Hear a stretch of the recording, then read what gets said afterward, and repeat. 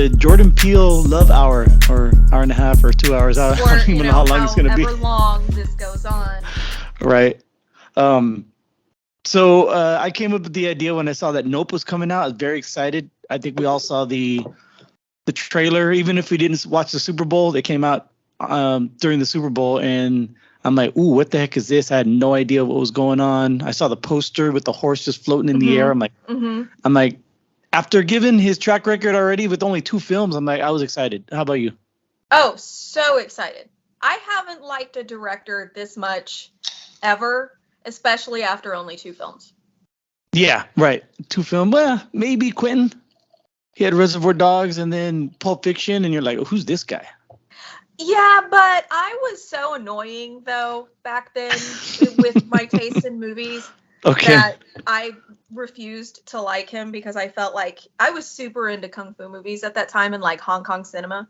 Okay. And so I kind of refused to like him because I felt like he was ripping off directors that I already liked. But that's of course he was. Different topic for completely. Right. But Jordan Peele, I mean, I remember him. I knew he was in Mad TV, but I didn't watch Mad TV. He didn't really pop onto my radar until Key and Peele, the sketch show on Comedy Central. Did you watch that? Yeah, absolutely. I didn't watch every episode, but I definitely watched a lot of it. Oh yeah, I watched that. I was hooked immediately. I was like, ooh, this is fun because it was Chappelle's show first, and everyone loved Chappelle, and then he. Like halfway through the second season, or even I don't even know if it was halfway through or third season, he was just like, all right, I'm out. I can't handle this no more. Yeah. And then Key and Peele came out, and everyone they got some backlash saying, they're just ripping off Dave Chappelle. I'm like, well, look, maybe they are, maybe they aren't. So they're doing their own thing. They didn't really copy any of the sketches. They're writing their own stuff. And I heard interviews later on with both Key and Peele. And Jordan wrote a lot of the really great bits that they did on the show. And he was just from what I gather, he was an intellectual. I think he wasn't allowed to watch TV when he was a kid. All he did was read books and stuff like that. And I said that plenty of times on my main show. But yeah, now it's time to spread or give the love. What do you know about Peele? Like what's your history with him? I don't have a lot of history other than what you just said.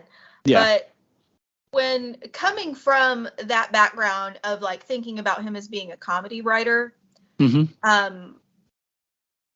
Get Out, the first trailer that you see for Get Out, I don't know if you remember how it was a very, very short teaser trailer that was the first trailer for it. And you could still go watch it on YouTube or whatever, but it had such an effect on me. I was like, oh shit, this looks really scary. And as somebody that watches just a ton of horror, everything from just worse than B movies all the way C movies, all the way to whatever's popular in the theater. It's hard for something to catch my eye, for me to be oh, I'm excited about this. But from that very first teaser trailer, I was like, oh, holy shit, this looks really scary. But then finding out who was directing it was very confusing. It was wait, he's a comedy writer. How's this gonna work? How's this gonna work? Right. Yeah, but was really, really impressed with it. Super impressed with it. Now, forgive me if I misremember, but wasn't it just Daniel Kaluuya sitting in the chair? Yeah. Ripping the chair and a tear just comes down his eye? Yeah, and it was just man, that's intense, and that looks really scary. And then the next trailer had the teacup, and you know what? I now have a fear of blue and white porcelain teacups forever now. But stirring it while and then gently had, rubbing the him sides, falling through the the void or what do they call it? The sunken place.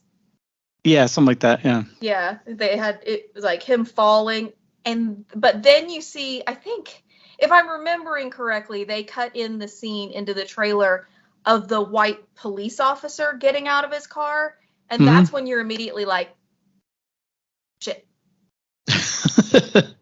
I remember, I didn't rush out to see this movie. I didn't even see it. It took me a couple of years before I'm like, all right, I think it was when it was on Netflix. That's when I finally saw it. Because I think It was. Oh, I love your beer cup, by the way. It's fucking awesome. Oh, thanks, my Care Bears. Yes. Care Bears. Yeah, so I think it was the whole Peele, like how is he gonna direct this? This makes no sense. How is he gonna write, produce, direct? I'm like, I don't know. And everyone's all hyping it up, and I was like, I don't know what it was. Maybe I was just wanted to be contrary to everyone. I was like, I'm not gonna see this. But then I finally saw it a couple years ago, and it was on Netflix, and I'm like, holy shit, this is nothing like I expected. I thought it was gonna be scarier. This was more like it was more like a suspense. Yeah, kind of a thriller. Mm-hmm. It has a very, at times, like a very Rosemary's Baby vibe, if that makes sense. Mm-hmm. Where with all of the like, creepy white elderly people like surrounding him all the time, and like everybody's always staring at him, always watching what he's doing and stuff. It's like a very, but. And then the servants, for lack of a better word, at the house just acting very, very odd and strange and saying weird things. I don't know the name of the actress that plays was it Georgina? Yeah, the maid of sorts, whatever her name is. Yeah. I don't know. I'm looking it up right now. The actress, Betty Gabriel. And I should have looked it up. She's so amazing at pulling off that really creepy and it's hard to pull off like being really creepy when you don't have that many lines. Right. But she pulls that off like so well. She's just like the way she stands so stiffly and like tilts her head down, and the creepy smile, and always adjusting her hair, and you find out later that she's combing her hair over the, scar. And it's like she's so good. Just so good. Well, let's get into Get Out then. We're going to go through all three of his films. For those of you who haven't seen Nope yet, you're going to wait to the end, and then you can fast forward or just pause and come back when you're done. After you see it. So Get Out, I'm just going to go through what I found online, just the plot, and we'll start. You stop me if you want to talk about certain aspects of the movie when we get there, and your notes that you took, because you made me look bad. You said you took notes. I'm like, oh my God. I should have done. It was so much. It was so much. I've got like 9 pages of notes between the 3 movies.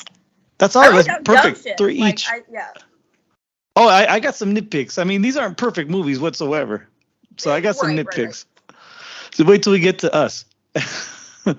All right. So Get Out. Chris Washington, played by Daniel Kaluuya. Is that how you pronounce his name? Kaluuya? I think so. Yeah, I think so. Kaluuya. I think it's Kaluuya, not Kaluuya. Daniel Kaluuya. Chris Washington is a black photographer from Brooklyn, New York, preparing for a weekend visit to upstate New York to meet the family of his white girlfriend, Rose Armitage. Hesitant, he asks Rose if her family knows about their interracial relationship, which I think, is a fair question. I mean, if race is on his mind, you want to communicate that to your partner. Right. You don't want to hold it in. That's something that you don't want to spring that, like, you don't want to be on the opposite end of, like, having that sprung on somebody's parents, like, yeah. But, even before I would introduce someone I'm dating to my parents, I would tell my parents all about them. Yeah, or share pictures or something. Seen pictures or like, but it's a valid question though. It's a valid question. Right. But I just that's one of my nitpicks, I guess, is I figured if they're that deep into the relationship, the parents would have seen, or at least known that fact already, and he wouldn't have had to ask for it. But it sets it up for what's the movie's all about. So I get it. She assures him that they are not racist. While there, Rose's brother Jeremy and their parents, neurosurgeon Dean and hypnotherapist Missy, make disconcerting comments about black people. I think everyone there at the party made disconcerting comments and vaguely racist, and it was all like it was bad. Yeah. And Chris witnesses strange behavior from the estate's black housekeeper Georgina and groundskeeper Walter. Now, Dean and Missy were played by let me see here. I mean, I know Catherine Keener is Missy. Bradley Whitford, that's who it is. Bradley Whitford. He's been in so many things throughout the 80s and 90s. Bradley Whitford. It's kind of hard not to picture him in this. Like he was. I remember first time I saw him was he was in Revenge of the Nerds too. Oh yeah. Yeah, he played the. Totally forgot about that. That's and then of course I think a little bit more recently, Billy Madison, right? Mm-hmm. Yep. Yeah, he was the Weasel. He was Eric the Weasel.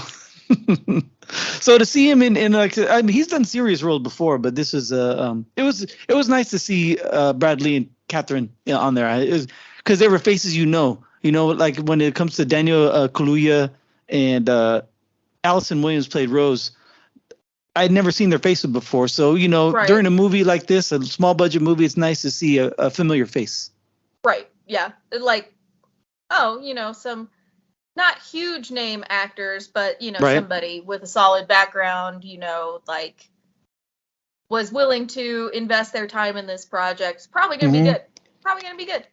Yep. There you go. Let's see. One night, Missy pressures Chris into a hypnotherapy session to cure his smoking addiction. I don't know if he's an addict. I didn't see him chain smoking. I think, like the only references I think we get to him smoking before that is in the car, right? Where like they're in the car and he rolls down the window to smoke and she's like, nope, no.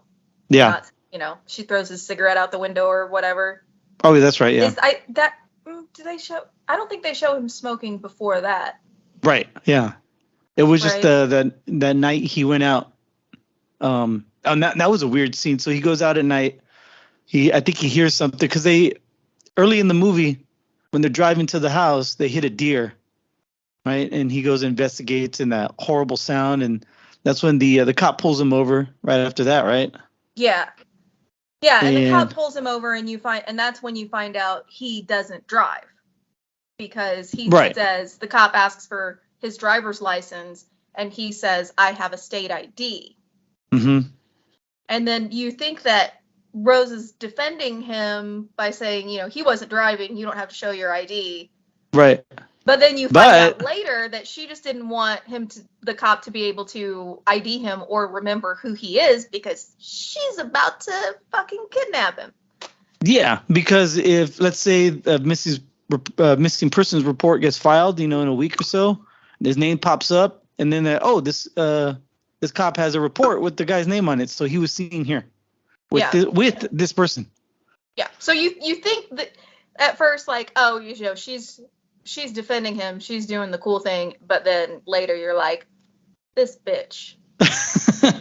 Right, and that's I credit that to Jordan Peele's writing. That was an excellent writing little device that he did right there. Yeah, that was an excellent kind of circle back. And you do get like you get tense when you see he's like, this is the stereotype of the white cop with the shaved head. Mm-hmm. Like you get nervous when you see this cop like getting out of the car and like talking to them and whatever. So, and then he turns out to not be the bad guy. Yeah. Time. He turns out he's trying to do his job. Yeah. That brings up something I just want to like quickly. Yeah. Which ending? Did you watch the alternate ending or the theatrical ending? The happy ending. Or did you watch both? No, I did not watch both. Okay. Let's see here. Okay, so the after he goes out and he's smoking, or he tries to have a cigarette anyway. I think he starts hearing that the deer, right? Doesn't he have like a flashback? And then all of a sudden he sees this figure running at him, and it's Walter, the groundskeeper. Yeah. That was so freaky. Well, yeah. So before that, that's another really good like, hey, it's like in your face, but you don't necessarily realize it. So, the father takes Chris upstairs and is like showing him, he's giving him the house tour, and it's like the annoying family home tour, and he shows him the pictures of the grandfather. Do you remember that? Mm-hmm. Who was like just missed being in the Olympics because because he got beaten out by a black man, and he almost got over it, and it's like really cringy moment. Mm-hmm. And then later you see this man and he's running, and he's not just running at him like, you know, a normal person goes out for a jog. He's like full on Olympic sprinter style, like sprinting. Oh, that's a good point. I never made that connection. Yeah. And, you know, you don't necessarily connect those two things when the first time you see the movie, but like it was glaringly obvious the second time I watched it. I was like, oh, yeah, because should have known. It's right there. Yeah. The creepy part is it just seemed like he was bearing down on Chris. Like he was just going to come at him like a truck. And then at the last second, like, he turns. Through him. Yeah. Yeah. And later on, he's like, oh, I'm sorry if I scared you with my exercise. I go, who fucking exercises like that? In the middle of the night. Nobody. Right. Nobody does. Nobody does that. Oh, it's so weird. All right. And it's so off-putting. It's just so off-putting the way that he speaks to Chris. And it's like, it's like an old white guy. I mean, it's exactly like my granddad, you know, like, but this guy sounds like my granddad, you know. Oh, yeah, when he makes that comment about Rose, oh, she was one of the good ones or something like that. What does he say? It doesn't say I should have wrote it down. It's some antiquated, I don't know if I wrote it down. Yeah, but it's just so weird. Like, Chris got off-put by it, and I'm like, shit, I would too. It's like, what the hell's going on? Yeah. Why do you say that about someone? Why do you say that about anyone's girlfriend or partner or whatever? Yeah.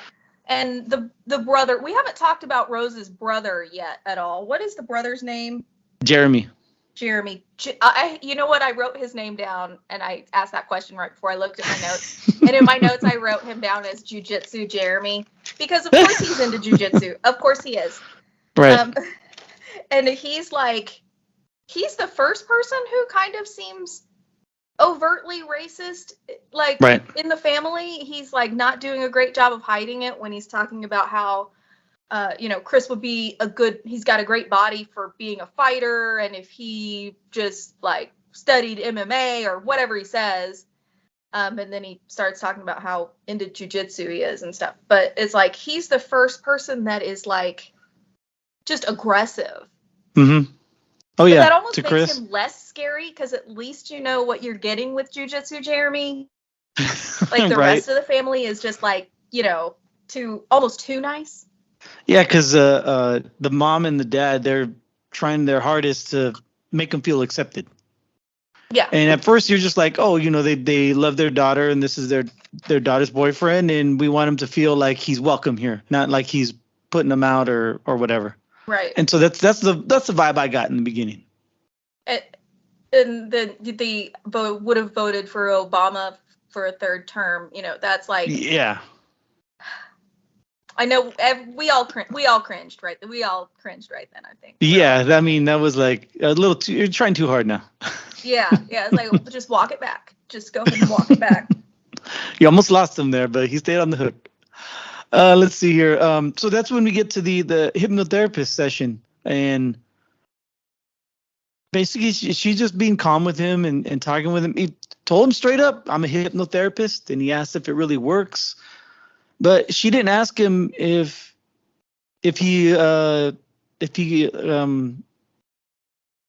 to be hypnotized. She just did it, right? Yeah, and I think the hypnosis, like. Or the suggestion, I guess not direct hypnosis, but the suggestion had already started earlier with like the clinking of the spoon on the iced tea glass. Right. When, you know, Georgina's pouring it, and it looks like she kind of snaps out of her own hypnosis for a second. 'Cause like, you know, her face changes, she looks afraid, and she's like over pours Chris's tea, and then she's like clinking the spoon. So I think when you get to that scene and you realize that her suggestion device, I don't know what you call that in hypnosis, actually. I have no clue. I don't know anything about it. I wouldn't know either. Never been hypnotized. Never done anything like that. But right. When you realize that that's the device, you're like, right. Let's see here. So during the session, he confessed that his mother was killed in a hit and run when he was a child, and that he feels responsible for her death as he waited too long to call for help. He enters a void. Missy calls the sunken place, as you referred to earlier, and that's when he's just like falling like in a dark vacuum. I wouldn't even call it a room or anything. Then the next morning he wakes up and he assumes that he just dreamt the whole thing, right? Right, because he wakes up in his own bed, right? Mm-hmm, and right. he just like startles awake. Yep, and then until Walter acknowledges their brief session the night before, that's when Walter said, sorry for scaring you with my exercise. Yeah. I'm looking down at my notes. I was just like, I have way too much. Yeah. And then Chris is pleased to discover that the hypnosis was a success and he no longer feels a desire to smoke, which I never got that he always wanted to smoke in the first place, but I already mentioned that. Yeah, because, smokers, at least heavy smokers, you'd think he would be wanting to smoke, like, go out and smoke, like, every hour or so at least, or every couple of hours at least, but we've only seen him try to go out and smoke, like, one time. Yeah. Or they could have made a point to show him, like, hey, before I leave here, let me smoke up. So at least show him lighting a cigarette. And then they could have cut to, like, already during the trip. Maybe they stop at a gas station and he smokes another one. That would have been maybe they did film it and they cut it for time. Yeah, that's true. It could have been like something that's cut for time. But, they're happy that he's no longer a smoker because, they don't want any damage to his body because they need it. They need it in pristine condition, right? Yeah. Let's see here. And then there's the phone incident, right? Where he goes to use his phone and he finds it's the battery's drained and it's unplugged, even though he knows he plugged it in. What are your takes on that? Because Georgina comes and says, "Oh, she's sorry. She moved it and she put it back up. She didn't unplug it on purpose." Why would they? That scene is so creepy. Mm-hmm. That scene is so creepy because, like, when he goes upstairs right before that scene, everybody's like, they're having the party and they're like talking and. There's just like a ton of people in the house and they're all talking. And as soon as he goes up the stairs, they all stop. And look at him. Right. And they're all just like looking upstairs and you're like, oh, fuck, what did they do? Or what's going on upstairs? And then he gets up there and it's just that his phone is unplugged. And, doesn't the girlfriend come in and he tries to tell Rose, like, this is what happened, and she kind of gaslights him. Like, the gaslighting is very, very strong here. And then he feels bad because he feels like he snitched on this woman who works there. And her apologies seem very genuine, though.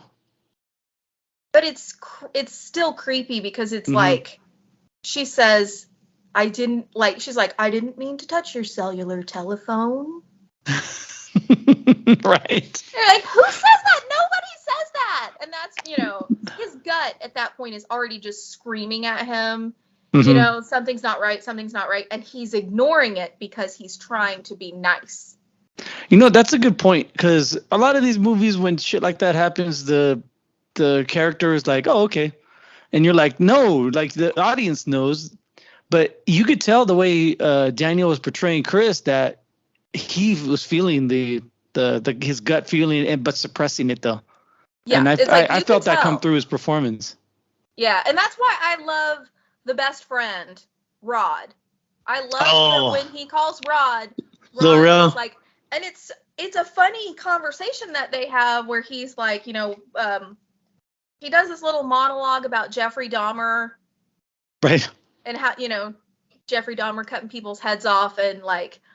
White people kidnapping people and using them as sex slaves, and he goes on this whole. But he's not that far off. Yeah. From the reality, but. Oh yeah. I thought you meant because didn't that really happen? Didn't one of Jeffrey Dahmer's prisoners escape? And they said, "Oh, that's just my boyfriend. We're having a spat," and then they helped him get the quote boyfriend back. The cops helped him get the boyfriend back upstairs. Yeah. And that really happened, and that's fucking scary to think about. that really happened. Yeah, that really happened, and it was actually, I believe, a young black woman who called the police. and to try to get help for this like naked Asian guy on the street. Mm-hmm. And then Jeffrey Dahmer comes out and just gaslights the shit out of everybody, and the cops believe him. Right. Yeah. But just like, I love that scene with Rod because he's not that far off. Like, what he's saying sounds really crazy, but he's not that far off from like what's actually about to happen to Chris. And he's like, tell him, no, get out of there. You need to get out of there. And he's not wrong. But then, you know, the phone cuts off. And, you know, the phone goes dead, and he's like, oh, shit, his battery went dead. So what does he do, though? He waits, because he doesn't want to seem crazy either. Like, he doesn't immediately go to the police. He waits a little bit and waits, and he waits until the next day, right, before he goes to the police. And the police treat him like he's crazy. That's strange. And the detective's like, I got to call these other fools in here and listen to this. And then and he's trying to convince them, and they're just laughing at him. But wouldn't you too? Like, wouldn't it seem kind of really far fetched, like that this would happen? Like, you're going through your police person, your detective, and you see all this stuff every day, and then this guy comes out of left field, and his sincerity is there, and you're like, this guy's got to be fucking with us. Right. It's like, this guy is very passionate about what he's saying. His friend's definitely missing, but he said, just like, some white people kidnapped my friend and made him into a sex slave, I guess was a little too far. But then the next call, when he takes the picture of Andre. Mm-hmm. You know, the first scene in the movie is Andre getting kidnapped off the street, right? Oh shit, yeah. Yeah, so it's Jiu-Jitsu Jeremy's car. Right. Oh, that's right. Yeah, and he has like that night helmet on, or whatever it is, and we don't know who he's on the phone with talking to. We find out later that it's Rose that Andre's talking to on the phone, and they've given him like a fake address, and he's walking he can't around. find but it. That's how Jeremy knows where to find him, is because he's on the phone with his sister, and he drags him into the car, right? So then later, when you see Andre and he's wearing like old man clothes and talking like an old man and married to a 70-year-old woman, and you know, it's really weird. It's super weird. But Chris doesn't recognize him. He takes the picture of him, right? Mm-hmm. And then the flash. Wakes him up briefly, and he's like, get out, and it's like, there's the name drop for the movie. You know, and I gotta say that Jordan Peele, meaning Jordan Peele, did that in all of his movies. Us, he said he had the character say us a few times, and of course, nope. They said nope a few times. Yeah, and it works though. It works, especially in this movie, especially it works. And, you know, you kind of think, you're like, oh, wow, this guy's being an asshole. But he's not. He's warning you. He's trying to save your life. He's trying to tell you to get out. And then. Oh, yeah. Then he goes into, they take him into the house, and then he comes back out of the room, and Missy's right behind him. You know, she already put him in a trance again. Yeah. She's got that fucking teacup. She's putting that fucking teacup, man. And and so, you know, she's put him back under, and he apologizes, and he says it's his epilepsy, but Chris has a cousin with epilepsy, so he knows that's not what epileptic seizures look like, and he's just getting continually like gaslit by Rose every time he tries to talk to her about it. Yeah, I had a classmate in the 4th grade. He had epilepsy, and he had a seizure in class. First time I ever seen like that. It was kind of scary, kind of sad. To be honest, kind of exciting at the time, because I'm like, what the fuck's going on? Like, I'm not saying exciting like in the good exciting, but it riled up the classroom. There's adrenaline there. You're like, yeah, and there's a kid shaking on the ground. The teacher knew about it, so she was able to come over and they got him to the nurse, and he came back like a week later, and he said he was fine. And then that's when I learned about epilepsy, and that did not look like an epileptic seizure that guy had. No. So Chris is right. Yeah, it's like you don't attack people if you're an epileptic. That's not what happens. But right. Yeah, but then, you know, he snaps that picture and he sends that picture to Rod, right? Mm-hmm. So. And he's like, oh yeah, that's that dude. Like he knew who he was. And he's like, who? You know, and then he goes on his whatever he says about he used to date so and so. You met him outside this movie theater or whatever it is, like the story. But he's like, he recognizes the guy and then goes and starts Googling, like, oh shit, this dude has been missing for months, and I know that that's him in this picture. So that's his like evidence that he takes to the cops. Right. Is like, I found this dude and he's not acting right, and they're like, Yeah, that's very circumstantial, right? Yeah. Yeah, so they don't really believe him. And during the party, they just make all sorts of weird comments to Chris, like, "Oh, you know, I like Tiger Woods, and what else? We should play golf sometime." And I mean, those are the more mundane things. But I forgot I didn't write any of the racist stuff they were saying. Before the little auction scene where they're like auctioning him off, you can tell each person's like motives for wanting Chris's body. So there's like the woman whose husband is paralyzed from the waist down, and she says to Rose, she's like, "Is it really better?" Oh, that's right. You know what she's talking about. And then the guy that's going blind but wanted to be a photographer but was never any good at it. He wants Chris's eyes. He seemed the most normal out of everyone, though. Stephen Root. Yeah, unfortunately, he was still shitty, but he seemed like he treated him the most normally. Mm-hmm. The golf swing guy was very insistent. He's like, come on, let me see. I love Tiger. Let me see your golf swing. You know, he wants the body. He wanted his own Tiger. He wanted to be Tiger. There was one more, wasn't there? I feel like there was one more person at the party who said something.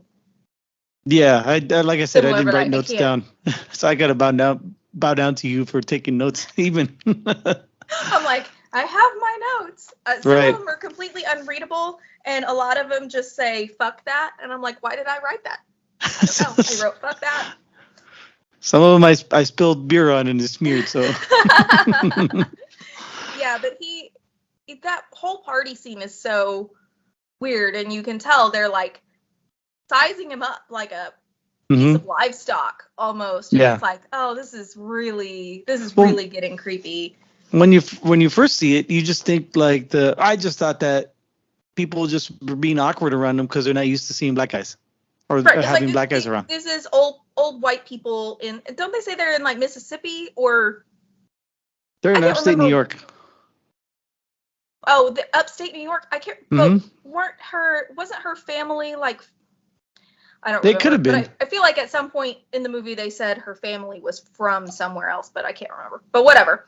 But it's like you think, okay, old white people are awkward around young people, but they're especially awkward around young black people, and so it's like, but it's just it continues to get creepier and creepier, and then he's, obviously he's upset and he needs a break from this shit, so he goes off into the woods with Rose for a walk, but then they're auctioning him off while he's like out in the woods being gaslit by his girlfriend some more.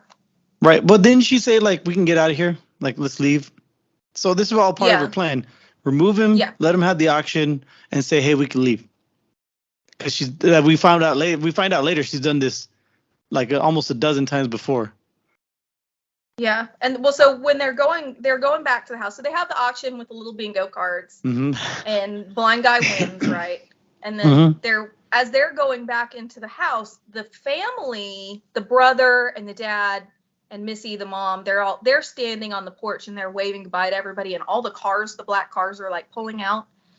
So that almost feels like a relief that all the people are leaving, except the way that the family is now staring at him. It's like they're no longer even trying to be nice. They're just like, they're just arms crossed, really focused, like staring at him. And and then that's kind of when all hell breaks loose. And I think they're sizing him up to see how well this acquisition is going to take. Right. Yeah. Like, is he going to put up a fight? Like, what's about to happen? Does Jeremy finally get to put somebody in a headlock? Because he probably did that with Ray or Logan or whatever you want to call him. Yeah. He's He's a very slender guy, so I could see Jeremy taking him down pretty easily. He definitely tried to put that. He definitely tried his little 2-stripe white belt jiu-jitsu moves on that guy. 2-stripe white belt. I'm being so mean. I'm sorry to everyone that I know that does jiu-jitsu, and you're all very nice people.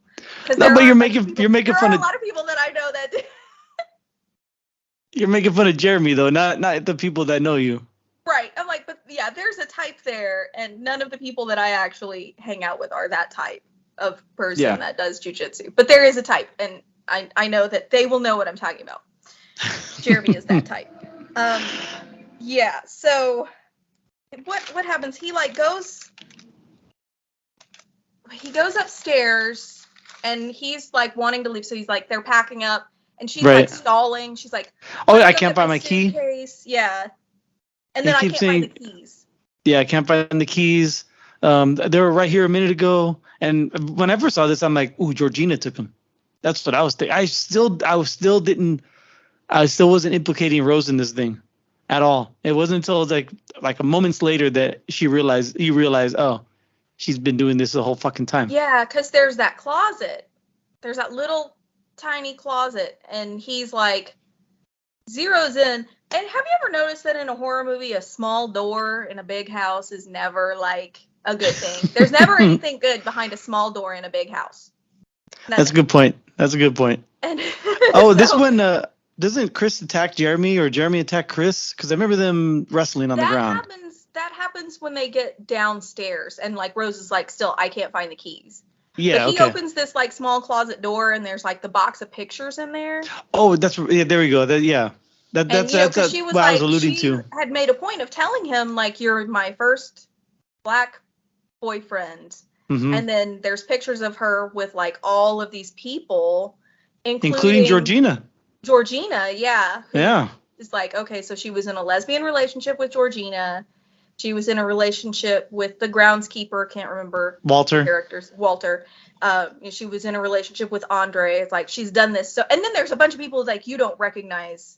Yeah. Their faces. Like she's done this dozens of times. There's probably like production staff on the movie like, hey, take the rose for us.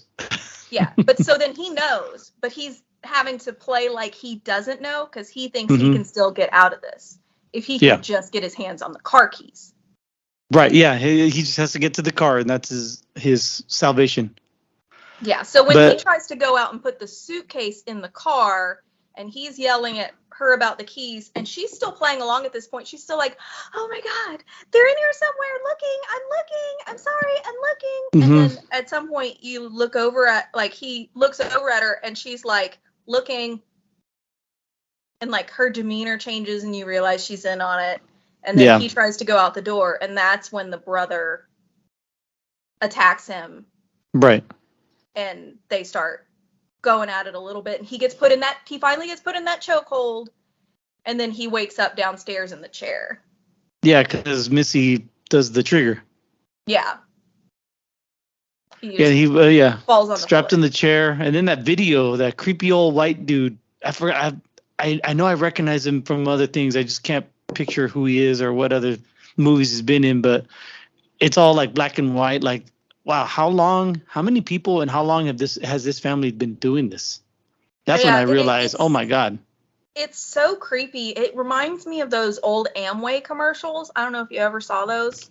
No, I don't think so. But it's like, and I guess because Amway was kind of a cult or like a multi-level marketing scheme with like cultish vibes. But, you know, they would show you, if you went to an Amway meeting, they would show you this like recruiting tool video that was like very similar in tone to that. And it's like, hi, we're the Amway family. And it's like, you can find these on YouTube. I watched a bunch of them. They are super creepy. But it has that kind of like vibe. But they're telling this to the victim because they're like, we just want you to know that the super horrible thing we're about to do to you is so that you can be a part of what we consider to be the greater good. Mm-hmm. So we want you to calm down and just be happy about it. So, I guess that's Rose's grandfather, Roman, who was in the video. Yeah. Yeah, so and Roman is in Walter. His consciousness is in Walter. Oh, is that right? Oh, okay. Yeah. I didn't get that connection. Yeah. Oh, because he's the runner. The Olympic runner. Yeah. The so runner. His Okay. consciousness is in Walter, and then we find out the grandmother, Walter's wife, is inside Georgina. Right. Okay. And that's why she says cellular telephone. Yeah. Oh, that makes sense now. So then, yeah. I don't know why I didn't.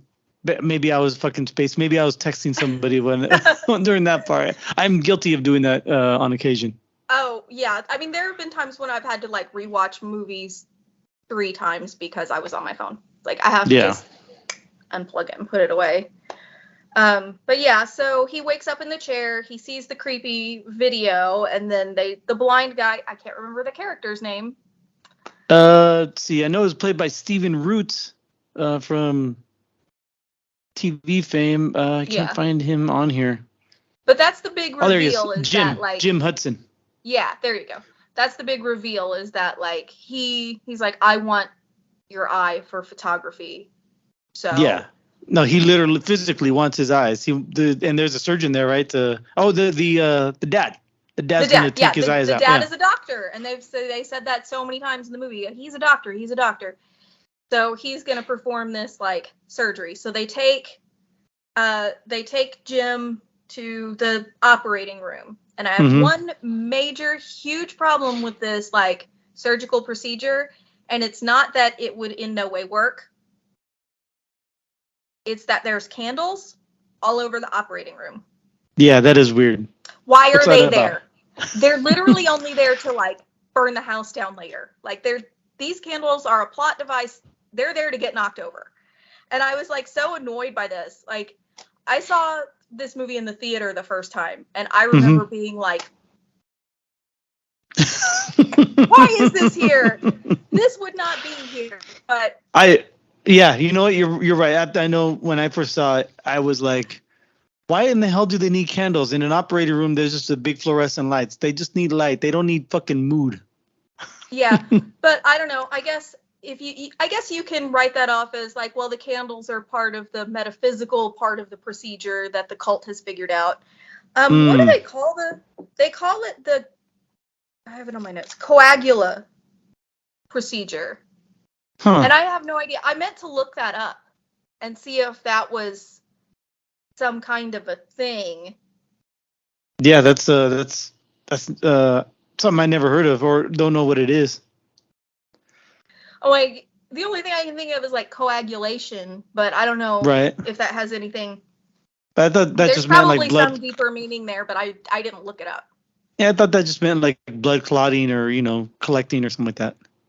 Yeah, but at the end of the video, Roman says, "Behold, the coagula," and then it cuts off. Oh, that's right, yeah. And then they call it the coagula procedure. So he's gonna, if there's like a cult part of this or a metaphysical part of it that needs giant candelabras, that's the only way that I can explain that. Other than it's a plot device because it has to burn the house down. Right, and maybe that's the name of their cult, the coagula. Yeah, the coagula. That's a horrible name for a cult. I don't want to join that cult. Yeah. Because of the name. Yeah. No thanks. Pass. I'm gonna pass. And then Jiu-Jitsu Jeremy comes to grab Chris for surgery. Right. And it's revealed that Chris blocked the hypnosis trigger by plugging his ears with cotton stuffing. Where did he get the stuffing from? How did he get it in his ears? Out of the chair. So. Oh, okay. They showed him when he was a kid in his flashback about his mom, and he's like scratching the bedpost. Right. Yeah. Like this, and he has all of this sawdust from the bedpost like on his hands and under his nails. And then when he's getting hypnotized and sent to the sunken place the first time, they show him scratching the chair. Right. And then while he's watching the video, he's like aggressively scratching the chair, and you see like it starts to rip.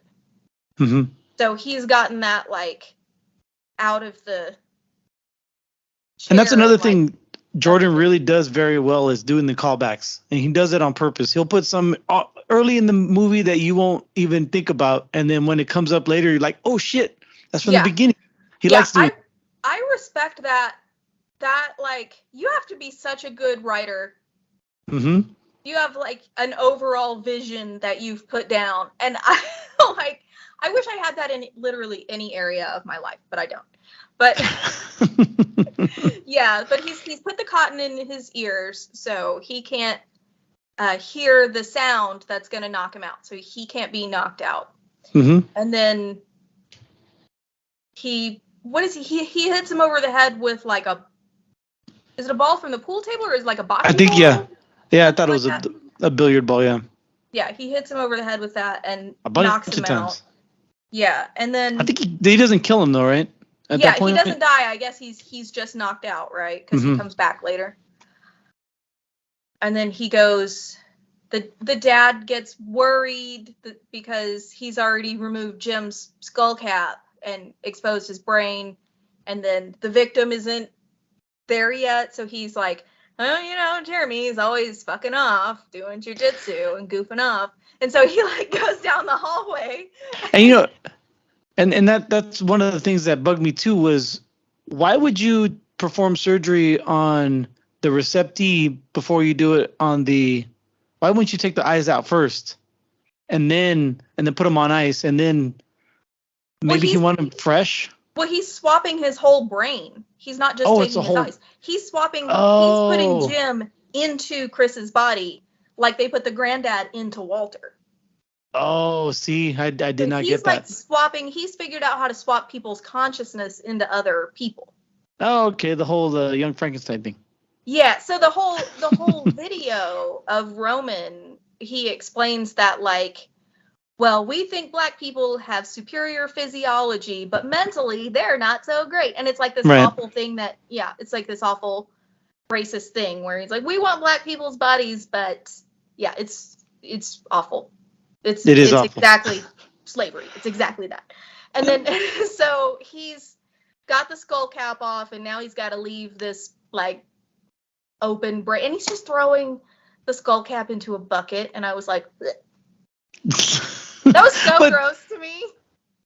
But still, I would maybe because he wants like the Daniel's or Chris's brain, he wants it as fresh as possible and doesn't want to put it on ice or freeze it to transplant it. He just wants, that's why he would do Jim Hudson first, right?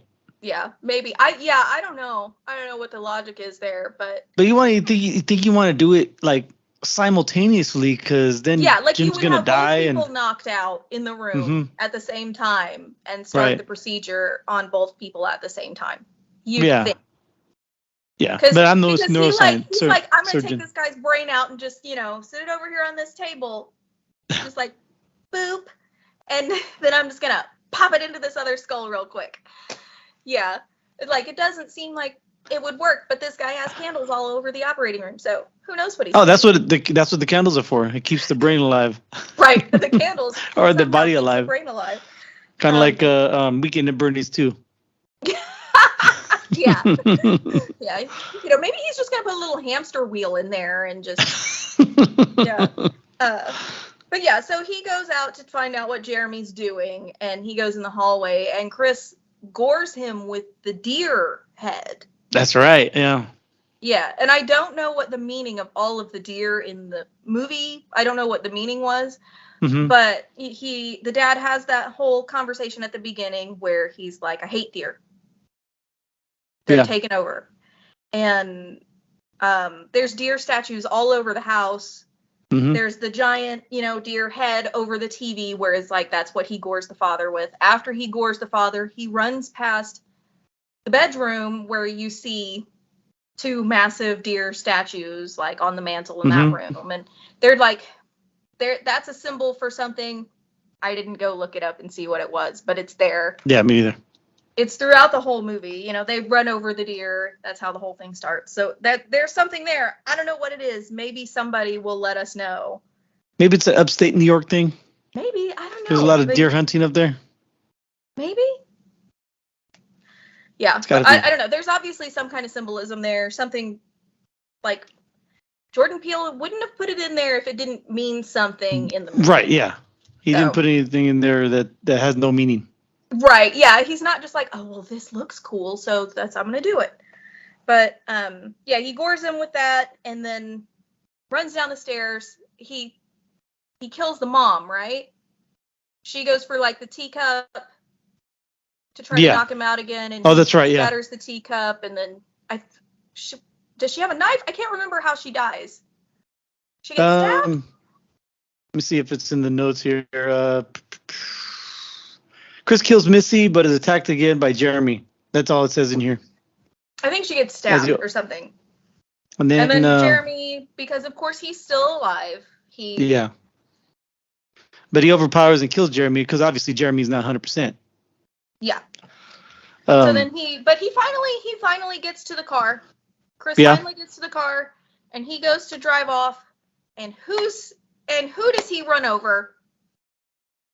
Georgina. Right? Yeah. Yeah.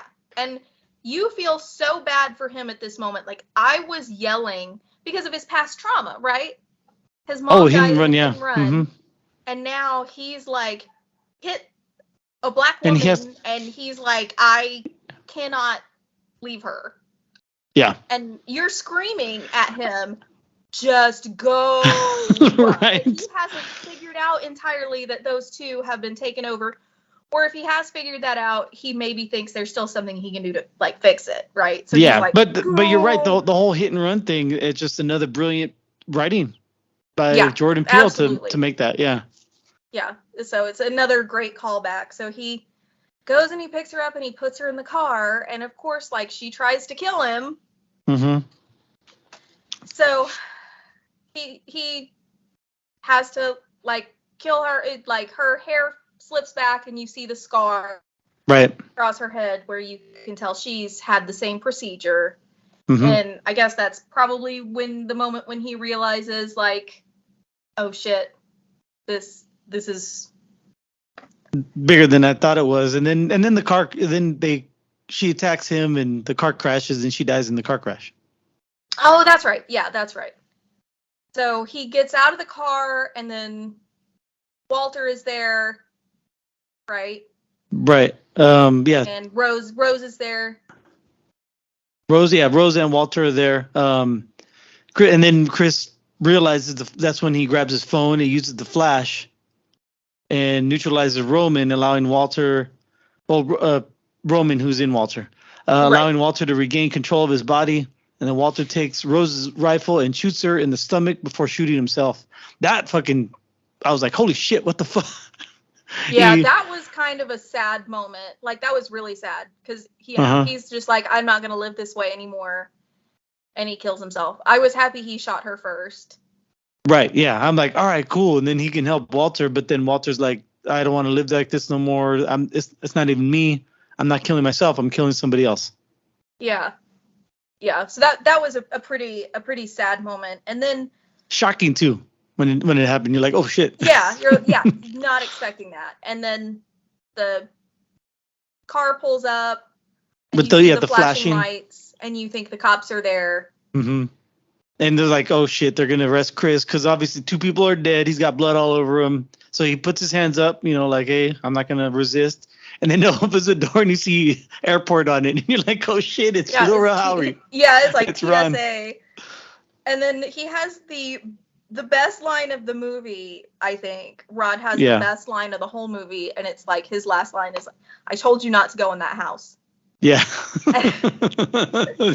it ends on a good, like, funny comedy line. Yeah, but you didn't watch, have you seen the alternate ending before? No. Okay. Do you want to hear about the alternate ending? Yes, okay. Please. I was like, because the alternate ending is exactly what you said. It's the cops. Mm-hmm. And I'm not sure why they swapped these out, but the alternate ending to me felt more real, where it's the police. Of course, yeah. They arrest him, they arrest Chris, and then the next scene you see is he's in prison. Mm. And he doesn't really remember much of what happened in the house. And Rod is trying to defend him, trying to get him out of prison, and he's like trying to trigger his memory. And, they just have a conversation, and basically he's like, I'm just glad it's not going to happen to anybody else. Chris is like, I don't care, I'm going to stay in prison, but I'm just glad this isn't going to happen to anybody else. Okay. And yeah, that's the first I heard of it. You can watch it on YouTube. It's only a couple minutes long. Like, it's a real short video, but yeah, like I'm not sure, like I did like the theatrical ending because I do like that line where it's like, I told you not to go in that house. But after all that, it feels good to have like a happy ending.